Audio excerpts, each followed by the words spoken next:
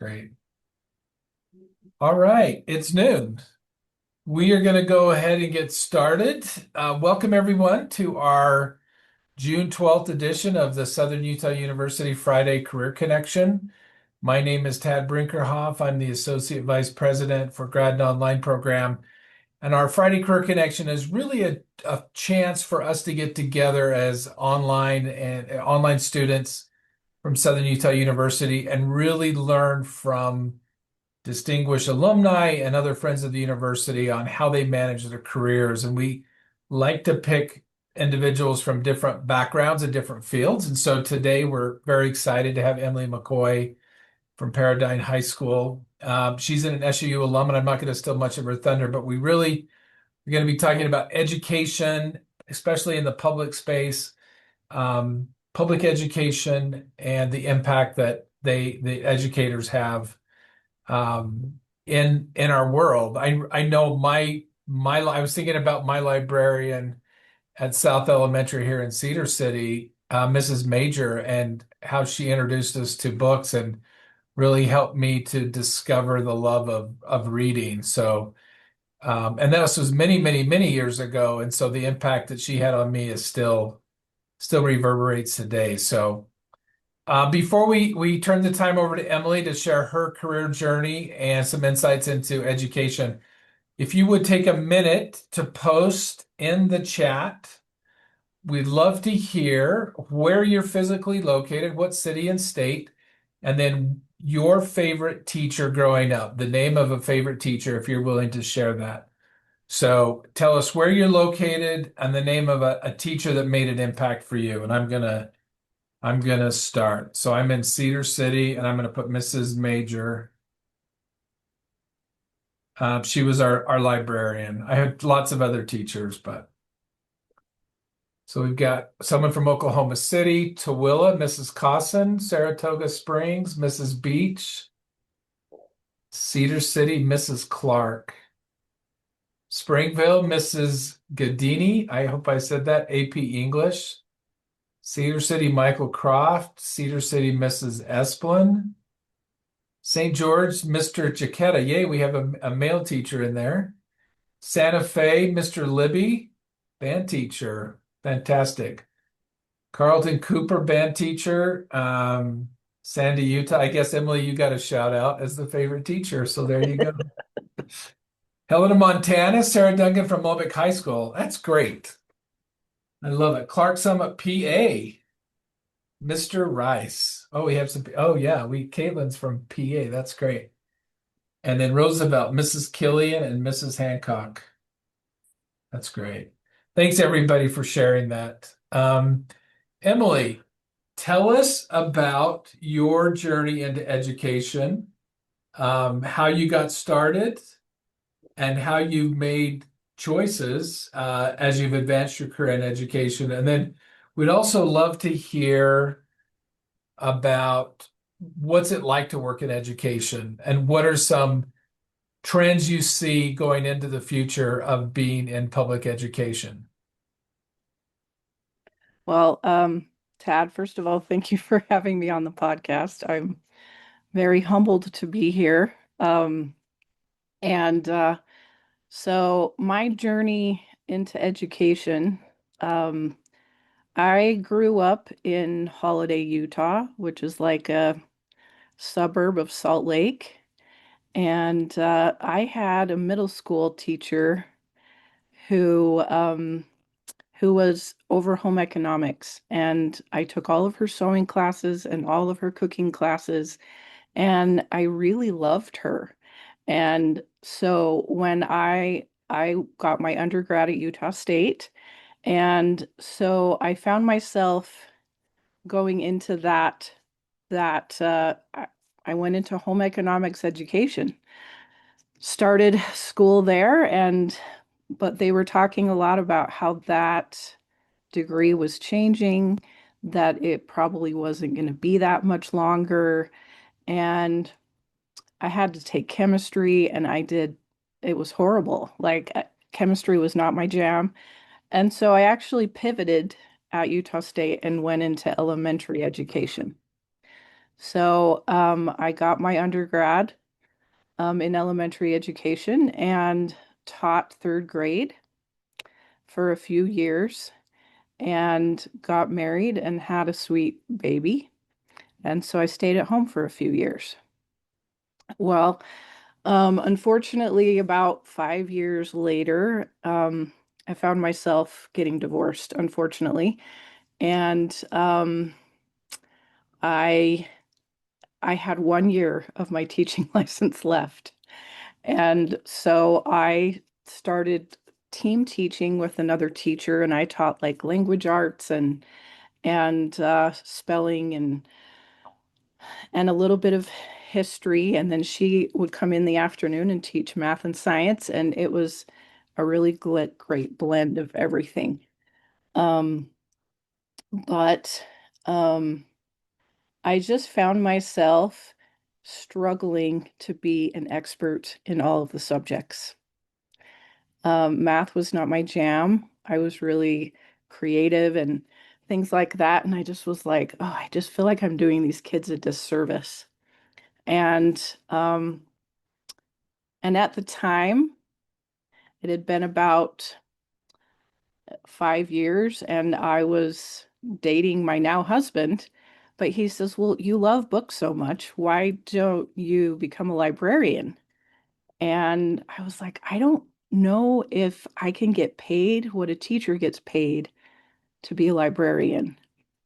And so um, I actually found the library endorsement program through Utah State, and I did that with some friends. And this was before online was a thing. Like I had to literally go to the Salt Lake campus at Utah State, sit in a room, and then the teacher was in Logan, and we would, go back and forth. So I got that endorsement, and I could have gotten a master's in education had I gone one more year.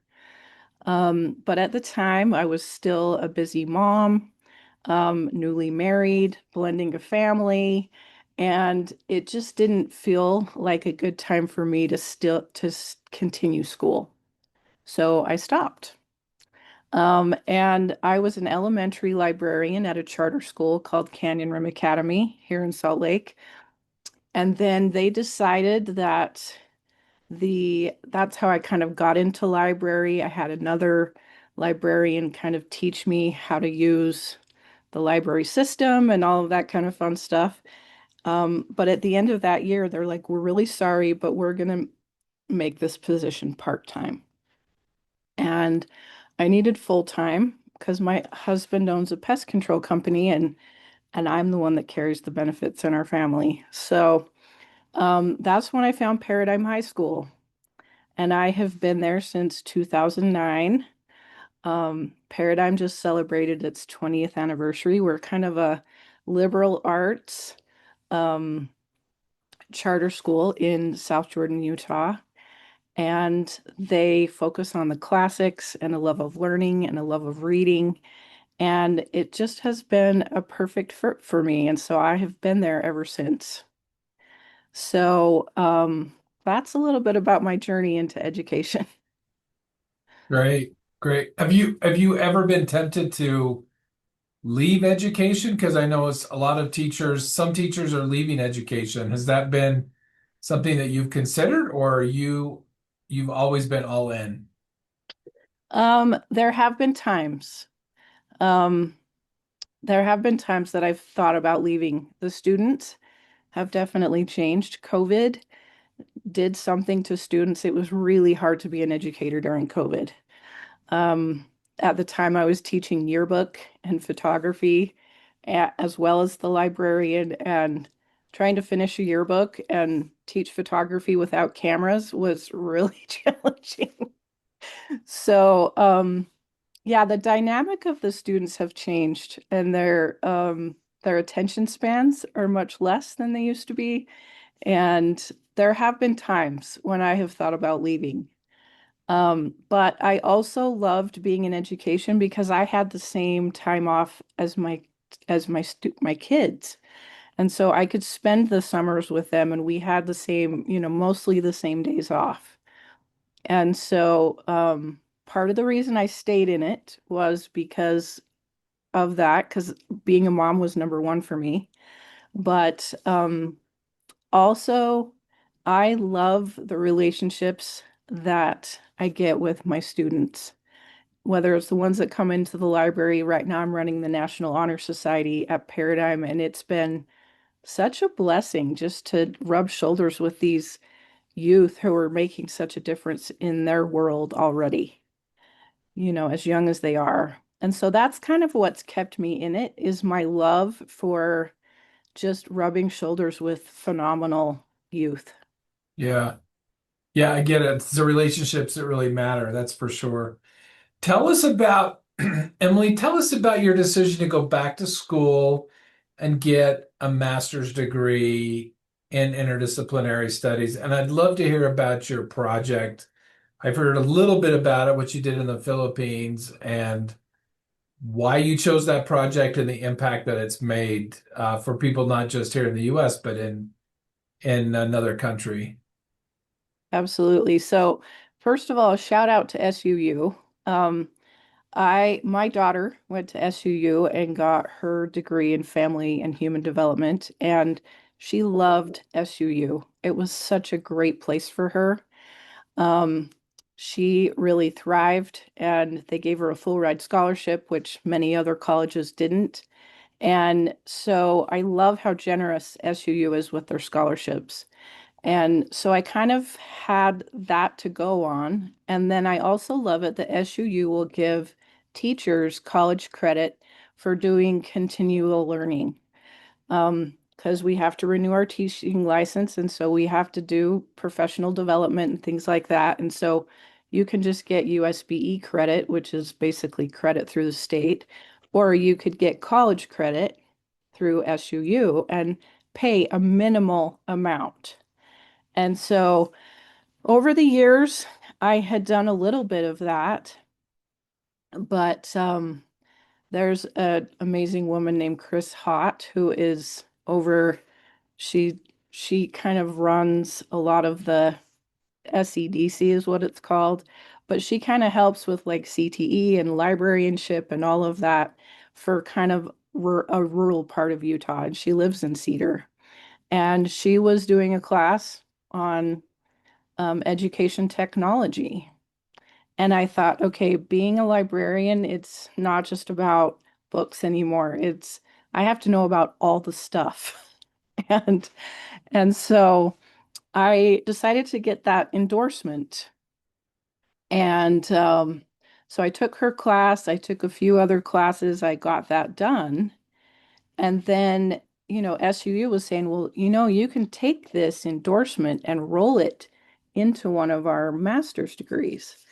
And I had been looking at other master's programs. Like I saw one in like social and emotional learning that was kind of interesting to me just because the students, their mental health has changed so much with technology and things like that. So that was fascinating to me. Um, but Paradigm High School, where I work, is very interdisciplinary. We like to, like in our seminar classes, we put, language arts and history and leadership like all in one class. So I kind of already believed in interdisciplinary.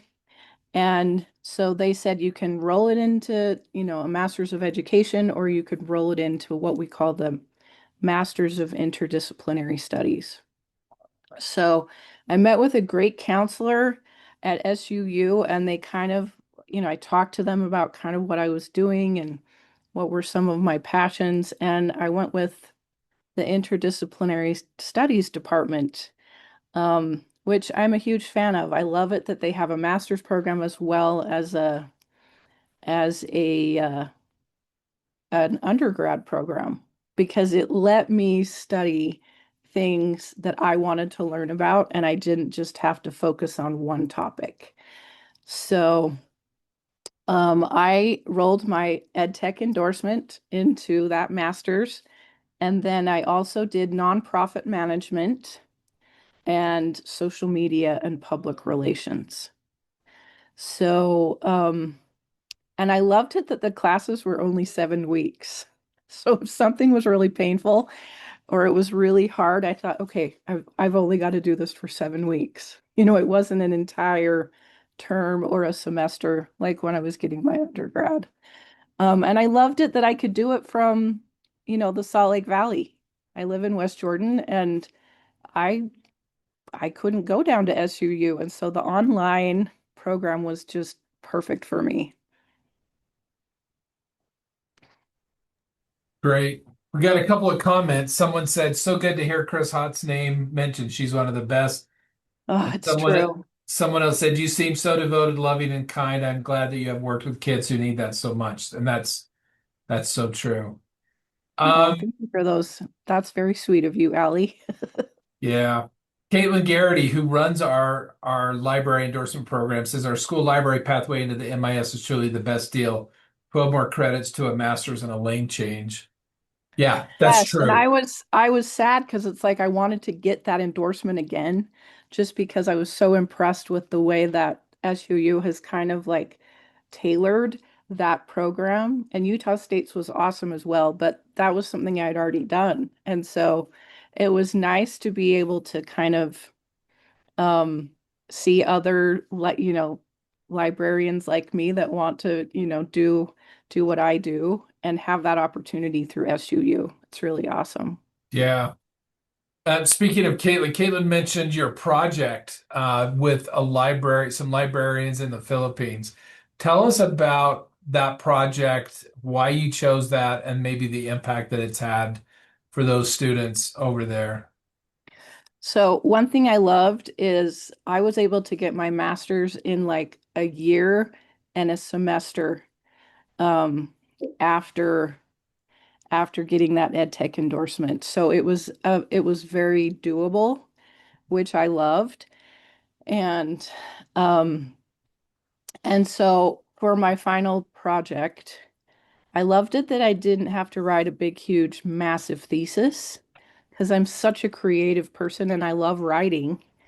Um, but I loved that the master's program, it really fit my needs. And I got a 4.0, which I had never gotten in my life. And I realized that I struggle to take tests where you have to memorize a bunch of information and like spit it out on a test. And interdisciplinary program, it was more like, okay, we want you to write this paper. We want you to take your notes and then you can use this on your test. And I thrived in an environment like that. And I realized that I was smarter than I thought I was because I wasn't a good test taker. And so it was so nice to know that I just had a different kind of smarts, if that makes sense. Like, um, so I decided to do my final semester during the summer. So I was already not working because it was an intensive 14 weeks getting that done. And we had to have an advisor that was an SUU teacher, kind of like helping us with the project. And Ann Diekma was my professor at Utah State. And now she's at SUU, which makes me really happy for her. And I just learned so much from her back when I was getting my endorsement, my library endorsement. But then it was fun to rub shoulders with her again. And so I worked with her closely. She also put me in touch with a few other librarians that worked at SUU that were more like tailored to what I was thinking. And I met this woman by the name of Rena Ecker, and she's from the Philippines, but married an American and now is raising her family here in America, but still loves her country. And she started a nonprofit called Bookworms for the Philippines. And I learned about her at the Utah School Library Conference. And she was basically gathering books that we were getting rid of in our libraries and shipping them over to the Philippines to start libraries there. There are no school libraries in the Philippines, even in their own language. And it's kind of known in the Philippines that if you learn English, that you'll have a better chance at getting a better job and like being successful. And so it's something that the Filipino people really want is to learn English. So I worked closely with Rena, and I spent, she lives in Roy, and so I spent several hours with her, kind of talking about her needs and like what she needed and wanted, because there's no other librarians there to teach her what to do or to teach her librarians what to do. And so I kind of took my nonprofit management um, idea with from my interdisciplinary program, and then I took my library skills, which was also in the interdisciplinary program, and I took my ed tech endorsement, just kind of learning about technology and how it worked. And even YouTube is kind of considered social media, so it kind of hit all of the interdisciplinary things that I did through SUU. And and so as I worked with Rena, she just says, I need you to make modules or just training on how to be a librarian. And so I spent the summer coming up, I think there's 9 or 10 different modules, and I recorded myself on YouTube, which I had never done that before. I started a YouTube channel. I uploaded my videos. They are far from professional, but I just taught them how to be librarians. And the most interesting thing to me was to teach them, because they don't have computers, they don't have library software to check things in and out like we do now. So I had kind of had to go back to my roots, from being a student in the 70s and 80s when there was the pockets in the back of the book and you pulled the paper out and you wrote your name on it and they told you when it was due. And so I kind of had to go back to the library roots, which was a lot of fun, um, but also a little bit challenging too. So I posted them on YouTube. It's called Learning with the Library Lady. And I even taught them how to like cover paperback books, or, how to kind of keep hardbacks in good shape, or if something breaks, or this is how you fix it, and things like that. Because apparently they can get a lot of stuff on Temu in the Philippines. So I made sure that they had, things that they could find in their country to do the things that we do here. So. What students were you focused on? Elementary, middle school, high school, or all students? It was mostly elementary. There is a middle school that she has opened up. Um, and the interesting thing is, and I think one of the biggest challenges was just getting the buy-in from the principals at these schools, because it's not part of their culture to have a librarian. So it was mostly like volunteers. Some of them got paid, but it was very minimal and it wasn't full time. And getting the books from America to the Philippines has also been a challenge. She's got a lot of books, but it's just finding the funding to get them over there. So I know that she has, quite a few libraries there, but she has big plans and it's just finding the funding, if that makes sense, which is every nonprofit's challenge, right? Yeah, So for sure. Well, good for you. It sounds like a great project. We've got it a was a lot of fun. Yeah, we've got a question from Tate. So Tate, thanks for your question. She would like to know, how did your career goals shape the concentrations you chose for your MIS degree? That's a great question. I have always been motivated to make the world a better place. And so nonprofit management really kind of hit that chord in me. And when I found Rena and this project with the Philippines, it just kind of made sense. I also love leadership things as well. And so I took a few leadership classes, even though it wasn't part of my concentration, just because I wanted to learn about it. I even found myself, I went to Disneyland with my sisters and my daughter, and the day that we weren't at Disneyland and they were all at the pool, I was doing my homework. And my sister's like, I can't believe how dedicated you are. And I was just like, you just have to, like, or I'm going to get so behind that I'm going to hate myself, you know? So, it was, but I loved what I was learning. Good. Good. That makes a So, difference, right? It makes it yeah, more enjoyable. it Time goes really does. faster. I want to ask you about AI and how it's changed education and what you're seeing in the public school systems. Before you do, I'm curious to ask, I want to ask the audience, when's the last time you read a physical book? How long has it been since you read a physical book cover to cover? Can you give us a timeline? Has it been in the last year, the last 5 years? And if you don't want to answer, I don't want to embarrass anybody.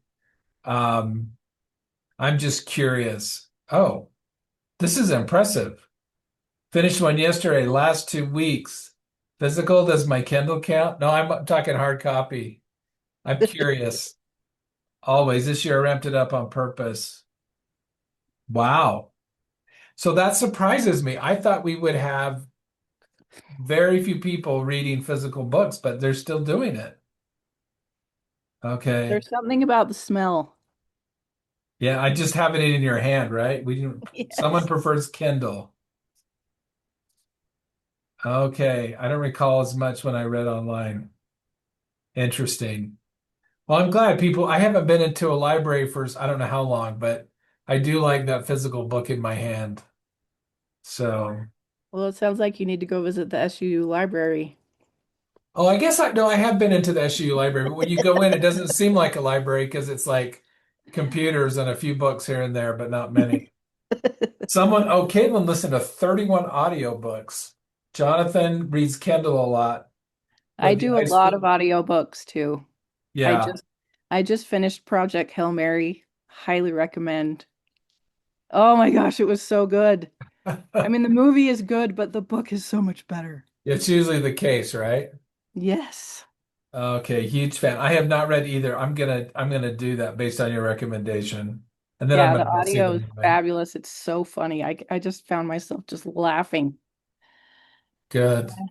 So tell us about AI and what you're seeing the impact is to education. How is that changing how teachers teach, how you work as a librarian?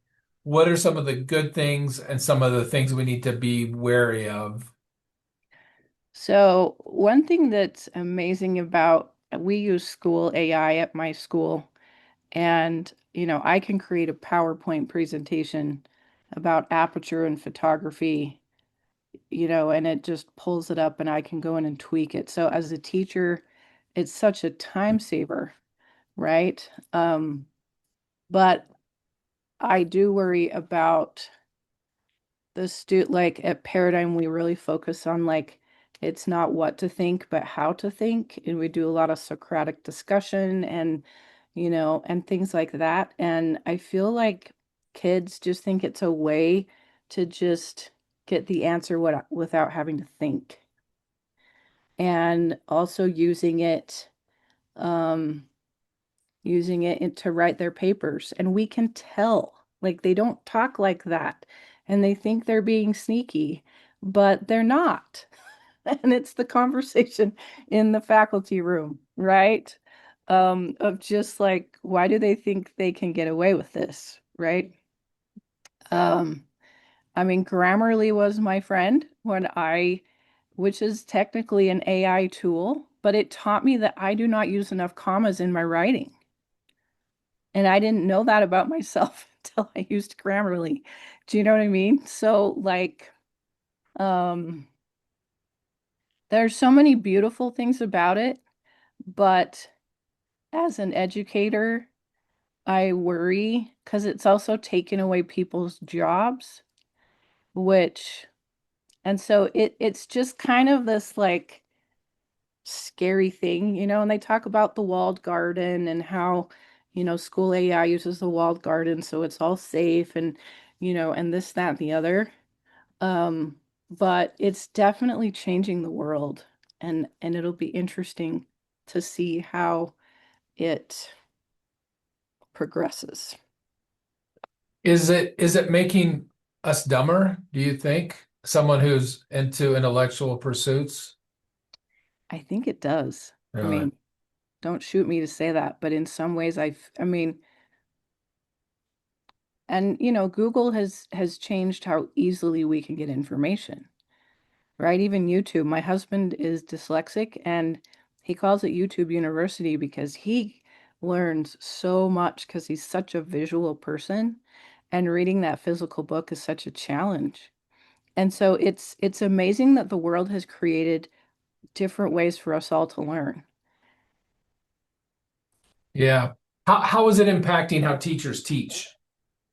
Are all the exams going to be oral exams in the future? We actually focus on that at Paradigm, their seminar class. They do an oral exam, and we, as mentors, we call ourselves mentors instead of teachers, but we focus, we ask them questions and they have to answer them, and they can be really inspiring or also show a student or a scholar that we call them scholars, but that they didn't read the book and you can tell, so I feel like oral exams fit all different types of learner, where a pencil to paper test is only going to help those kids that it just comes naturally to. It didn't come naturally to me. Ask me to write an essay and I'm okay, but the pencil paper ABCD was not my strength. Yeah. It's so interesting because hundreds of years ago in Europe, the exams were all oral, right? There was nothing Yeah. written. We went to written, and maybe we're going to go back to oral. Um, but that's going to be an interesting dichotomy because so many of our young people today are used to being on the phone. Oral communication is not as valued or not as practiced as it used to be. So it's going to be an interesting. I know having worked at a university, that's been a challenge for professors who are used to teaching the same way for many, many years, and now Mhm. that's not going to be possible. Uh, And Jonathan, I noticed how you said it depends on how it's used. That's exactly it. That's with any technology, any like we've we've noticed we gave the students Chromebooks for COVID, right? And they all had a one-to-one Chromebook that they were in charge of, and 90% of them never charged it. And so they were always coming into the library to check out a charger. And I was like, this is not my job. Like my job is to help them love to learn, not check out a charger. And so at Paradigm, we've decided to take their one-to-one Chromebooks away because we saw them just sitting in the halls staring at a screen instead of learning to interact with each other. And so we're kind of like backtracking a little bit to try to help them be more well-rounded adults. Because yeah, you can't replace human interaction, that's for sure. no, we really can't. Okay. Here's an interesting comment. Well, Jackson uses YouTube University. I didn't realize YouTube University was a thing. Is it a real Oh, thing? that's kind of a fun term because Yeah, so many people are learning things on YouTube. It's Let's a see. casual kind of, yeah, it isn't a legitimate it's Okay. not official, institution. but It's not an accredited yes. university. But that's what my husband calls it because he's learned so, I mean, he taught himself how to be a photographer on YouTube. Like it's really phenomenal the things you can learn on there. Even how to fix your car, or Yeah. Yeah, I love it that the state we're in now accommodates different learning styles and exactly. different abilities. Because when I was in school, there was one way and one way only. And if you had issues like dyslexia or challenges like that, you got shut out in some ways of the system. So I like the fact that technology is allowing for different styles of learning. So Absolutely. we've got some interesting comments. Ali says AI tech seems to be steering us towards more visual or universal communication and away from literary communication. Is this dumber? She thinks so. It affects how people think cultures that are literate versus illiterate. What's your comment to that? Um, okay, okay, AI tech seems to be steering us more visual or universal away from the literary communication. So is it taking Yeah, away our ability to write well? Um, and how is that gonna spread the gap between the cultures that are literate versus illiterate? Maybe it'll level the playing field in some ways. I don't it know. could. I mean, there is something, when I read Les Miserables by Victor Hugo, I always loved the musical. And I, my colleagues were like, "Oh, that book will change your life," and so it's like, "Hey, it's the fattest book I've ever read, but I'm going to go for it." And there's something beautiful about reading classic, beautiful writing because it inspires you to write beautifully too. And so I mean, it is amazing to be able to like, okay, I need to give a speech on this, and you can watch AI write it for you, and like, wow, that, it's inspiring, but then it's like, how do you put the personal part of that into it or your soul? I spoke at our graduation at my school last spring. And I said, everything I needed to learn in life, I learned from a classic book. And I gave examples, of how, you know, sometimes life won't turn out the way you think it will. And, I even used The Very Hungry Caterpillar from Eric Carle, right? But it was fun to kind of like take this career that I've chosen and that I've fallen in love with and kind of apply it to like, okay, now you're launching into adulthood, and this is my advice to you. It was really kind of fascinating to do that. Yeah. So I was grateful for the opportunity because it gave me a chance to reflect on my own. Yeah. Yeah. The humanness is so important that AI can't replace. Here's an interesting comment from Caitlin. When Google came around, librarians started teaching students how to find good quality, reliable information. That important skill remains the same with AI, hallucinating, summarizing misinformation from the web. We are grateful for Emily's of the world teaching the next generation critical thinking. And that's so fascinating because we have more access to information, yet information is abounding. I've even noticed in this last week fake news, Oh, like saying that someone died or something changed and it's portrayed as real.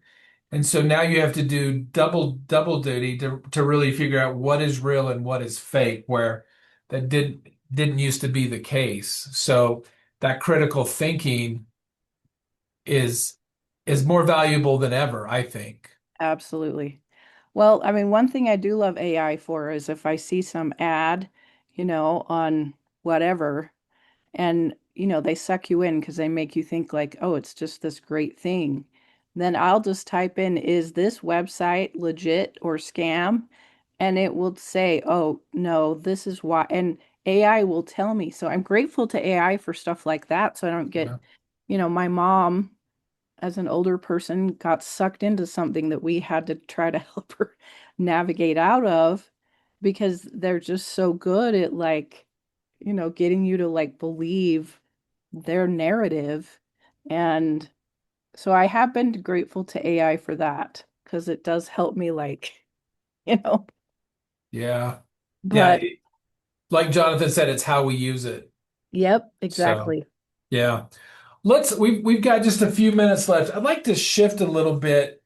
Um, tell us tell us what advice would you give someone who comes to you and like maybe someone in their early 20s or late teens and said, I want to be a teacher. What advice do you have for me? What would you tell them? Would you encourage them to go into education or would you caution them? Um, how would you advise them? Um, it has been hard to watch the students with the availability of technology. how it's changed their brains. That was on I wrote a paper at SUU on this very topic of just their shortened attention spans. And there's an amazing book called Stolen Focus that Anne recommended to me. And um and so I think the students are changing and their behaviors are changing. But if you have the heart of an educator where you want to make a difference and you want to um, kind of help those kids that really struggle. I have a coworker that worked at Paradigm with me, and he just thrived with those kids that had been dealt a really bad hand. And those kids that were kind of naughty or would get themselves into trouble. And he left Paradigm and has started a charter school called Roots. And they have a farm, and he takes in these troubled youth and helps them graduate from high school where they would have been lost in another system. So it's just like finding your niche and knowing I thought I was going to be a great elementary teacher, but as I started in that path and realized I wasn't happy, and I was so grateful I found the librarian side of things. And, I've taught yearbook and photography at Paradigm too, and I really loved teaching that, but I didn't love teaching elementary. So even though I majored in elementary education, as I started to like get into the field and figure things out, I had to pivot because I realized like I thought I was going to be happy doing this, but I'm not. And so that's the beauty of your 20s is figuring all of that out. Like, and being okay saying, okay, I like this, but could I do this for the rest of my life? And some people, education's not easy to be into right now. Little kindergartners say swear words that I didn't know till I was in fourth grade. And you're like, whoa. But um, it's just navigating this world we live in. And it's so beautiful, but it's not easy. Yeah. I'm not gonna lie. I mean, I'm not gonna paint it to be this rosy picture because, things have changed. Yeah. But the students that are coming out of SUU with an undergrad degree, they're also different than I am at 54, So it's just uh it's just kind of figuring that all out. Yeah. I think it takes courage, one, to try a few things and to be vulnerable. And then it takes courage, another dose of courage to make a pivot when you're like, I need to adjust. Because many of us, we get stuck and we're too afraid. We're too afraid Yep. to make a change, or we're too afraid to try something different. And Yep. so I admire your courage Well, to and my test things. husband, my fiance at the time was the one that even put that librarian idea in my head. I didn't even know that was possible. So I was grateful that he planted that seed because now I'm so much happier than I was before. Yeah, So, yeah, that's great.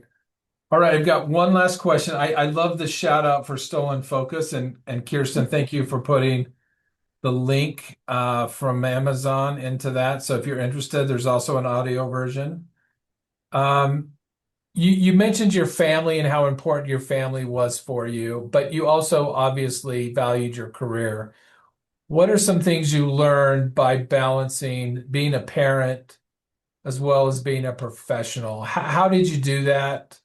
What are some things you might do differently or things that you've learned and any advice you would have for those people who are balancing children and a career? um, so unfortunately, I was kind of like forced back into my career. I was a stay-at-home mom until my divorce, and so that was kind of a an adjustment for me. It was hard to have to go back to work.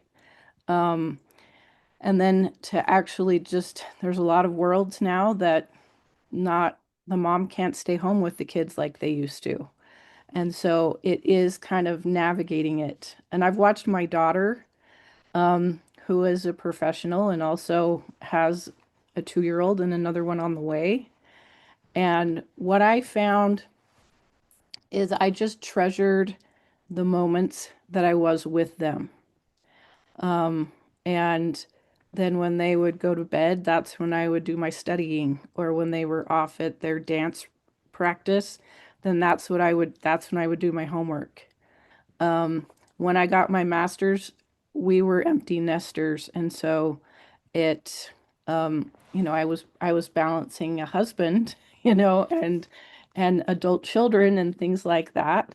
So there's a time and a place, um, for all of that. But I think if you just um, you find those moments to study when you can, but then when you focus on your family, you'll find that all of those things will fall into place. Um, and doing it as a single mom wasn't easy. But when I did have them, I I went shopping when they weren't with me, or I did things that weren't just so I could spend that quality time with my kids. Yeah. So Great. it's just finding that balance, but then Yeah. also realizing that they're going to be okay if you have to study and they go play outside, and then when you're reading them that bedtime story, that's when you focus in and you sit there and read aloud to them before they go to bed.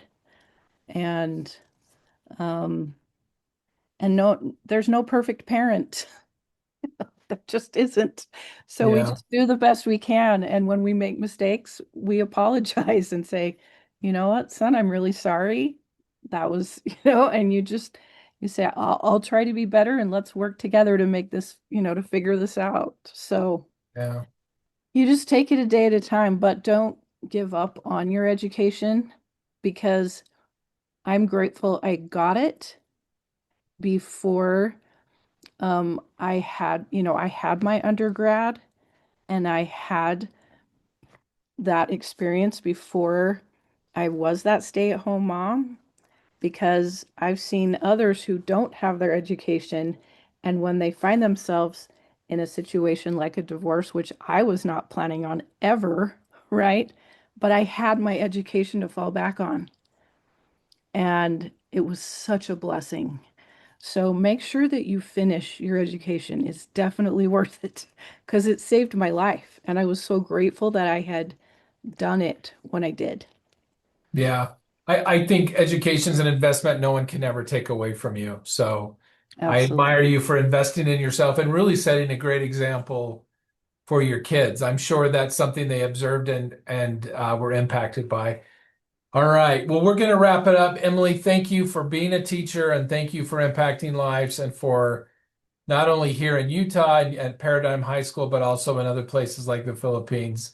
There's a special place in heaven for people like you. I've decided so. You're Uh, so kind. Thanks for your dedication. Those of you who are on here, if you haven't got a master's degree and you're interested in one, let us know. We have operators standing by, right, Tate, that are willing to take your call.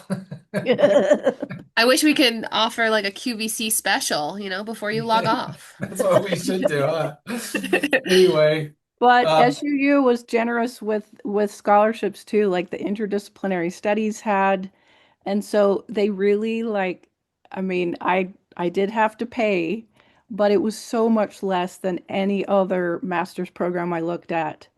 And so yeah, SUU is so amazing at giving people money. You have to turn it in on time, which I didn't at one point, but they even have an adult learner grant. yeah, So there's just a lot of great things like that. They want to help those of us that are doing it beyond our 20s, um, to get the education that we want and we need. So yeah. We're ranked number 3 in the country for affordability, so that's one of our goals, so which is great. it's so Well, worth it. You yeah, guys are awesome. thanks everybody for joining us today. Next week we're off because of the Juneteenth holiday, But in 2 weeks, we have Lisa Wells, who's a principal of a school. So we'll hear from someone who's in the administrative side, who started as a teacher and now is in the leadership side. So again, Emilee, thank you very much, and everyone have a wonderful weekend. Hope to see you back in 2 weeks. Thank Thanks. you for being here, everyone. Bye-bye. Bye.